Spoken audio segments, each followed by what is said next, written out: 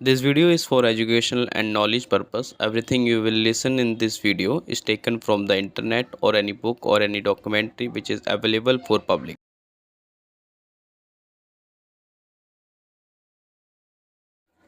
Hello दोस्तों, नमस्कार। मेरा नाम है अमन और आप लोगों का बहुत बहुत स्वागत है स्टोरी क्राइम के चैनल पर। उम्मीद करता हूं कि आप लोग बहुत अच्छे होंगे। आज की जो कहानी है लालच से भरी एक ऐसी दास्तां में से एक है जिसे आप खुद सुनकर हैरान हो जाएंगे कि लालच के चलते कोई इंसान किस हद तक गिर सकता है और हैवानियत की सारी हदें पार कर सकता है।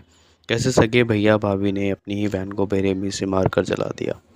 तो शुरू करते हैं हमारी कहानी शुरू होती है नोएडा ज़िले सैदपुर से, जहाँ पे मनीषा नाम की लड़की रहा करती थी, जो कि 22 साल की थी। मल्टीनेशनल कंपनी में काम किया करती थी, अपने खर्चे खुद ही उठाया करती थी।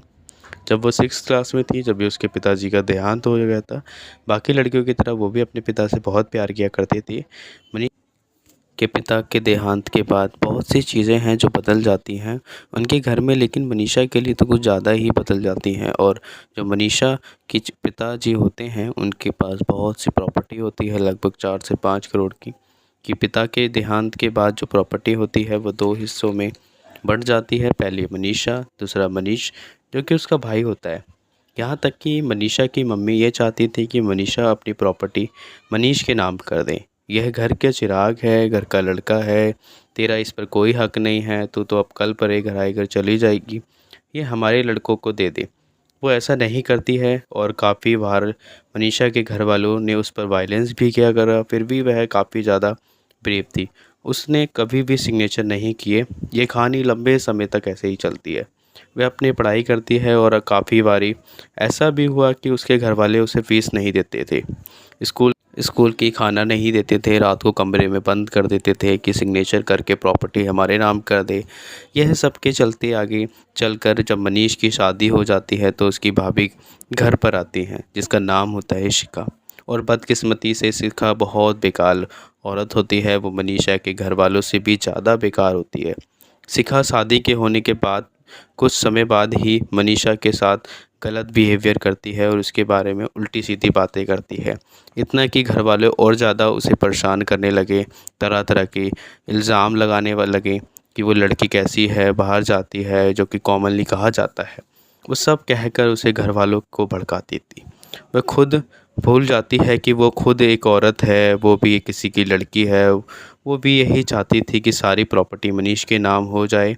और उसका एक बॉयफ्रेंड होता है जिसका नाम होता है पवन।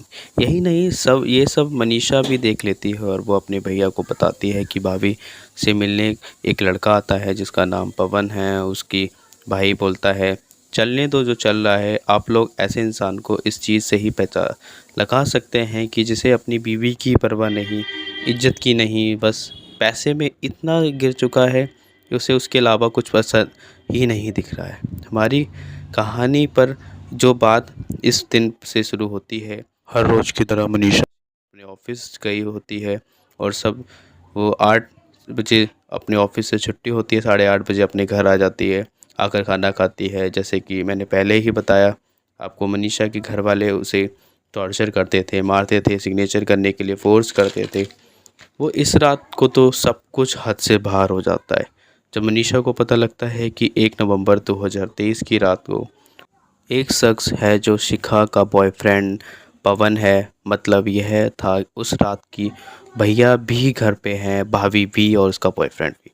और इस रात ही वह तीनों मनीषा और को कन्विंस करते हैं सिग्नेचर कर दे। उसे मारते हैं, पीटते हैं, वह फिर भी नहीं करती।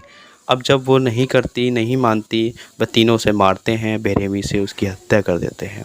और फिर 1 नवंबर की रात को उसे मारकर डाल देते हैं गाड़ी में और ले जाते हैं नोएडा से दूर बागपत में सूटकेस में बंद करके और उसे जला के फेंक देते हैं। और ये अफवाह फैला देते हैं अगले दिन कि वह लड़की किसी लड़के के साथ घर छोड़ के भाग गई। जब भी कोई उससे पूछता है उनके रिश्तेदारों में से, तो वो यही कह देते हैं कि उसका अफेयर चल रहा था, वह भाग गई किसी के साथ। यह होता रहता है।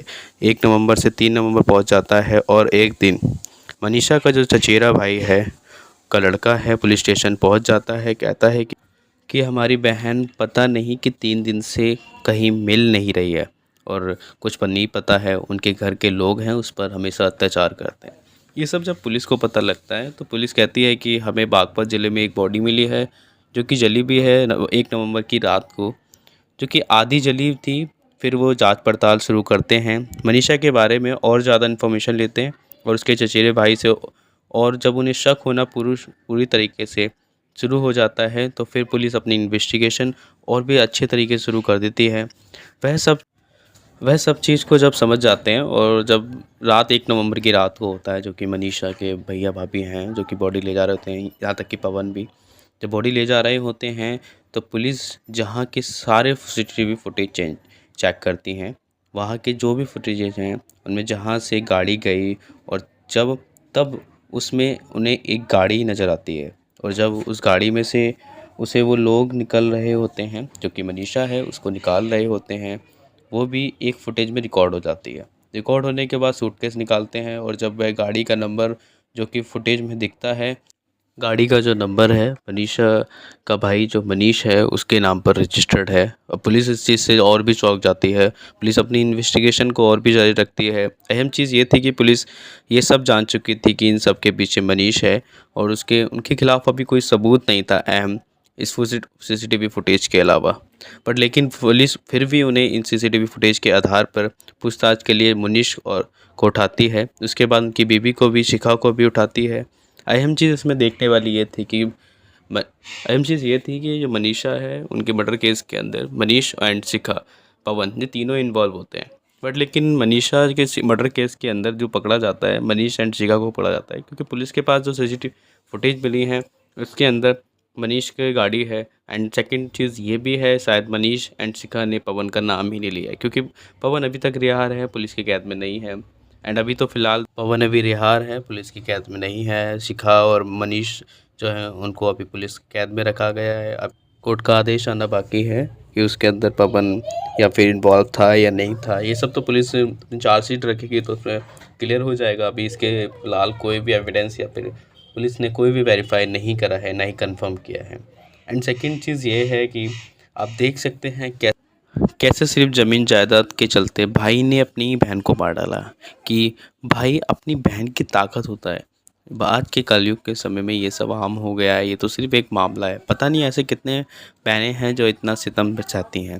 दोस्तों आज के लिए बस इतना ही। बाकी आप लोग इस वीडियो को ज़्यादा से ज़्यादा शेयर करें और इसी ही आने वाली वीडियो के लिए चैनल को सब्सक्राइब कर लें। मिलते हैं नई वीडियो में। धन्यवाद।